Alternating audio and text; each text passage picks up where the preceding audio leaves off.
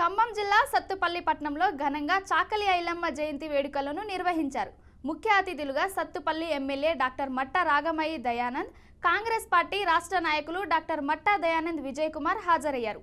తెలంగాణ ప్రజల తెగువని పోరాట స్ఫూర్తిని ప్రపంచానికి చాటిన నిప్పు కనిక వీరనారి చాకలి ఐలమ్మ అని ఎమ్మెల్యే అన్నారు. కోటి మహిళా యూనివర్సిటీని చాకలి ఐలమ్మ యూనివర్సిటీగా నామకరణం చేయడం పట్ల ఎమ్మెల్యే హర్షం వ్యక్తం చేశారు.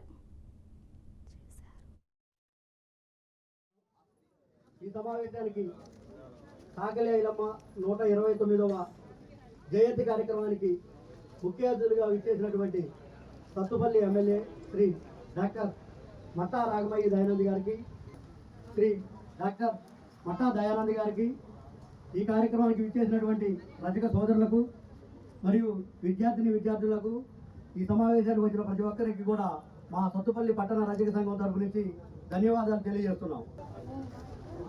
ముందుగా రజక సోదరులందరూ కూడా హృదయపూర్వక నమస్కారం. ఈరోజు చాకలి ఐలమ్మ జయంతి సందర్భంగా ఇక్కడ ఆహ్వానించిన ప్రతి ఒక్కరు హృదయ నమస్కారం తెలియజేస్తున్నాను. మేము భూషణం గారిని సపోర్ట్ చేయడం జరిగింది. మీరందరూ కూడా ఎంతో ఆదరణతో భూషణం గారిని ఎన్నుకోవడం జరిగింది. ఆ రోజే చెప్పాం, రజువులకి ఏ అవసరం వచ్చినా సరే మీ ముందు నడిపిస్తామని చెప్పి. అలాగే ఈరోజు ఈ భవనాన్ని కూడా ఖచ్చితంగా మన ఆయంలో ఈ 4-5 నెలల్లో దీన్ని పూర్తి చేసి ఒక కొలిక్కి తీసుకురావడం జరుగుతుంది.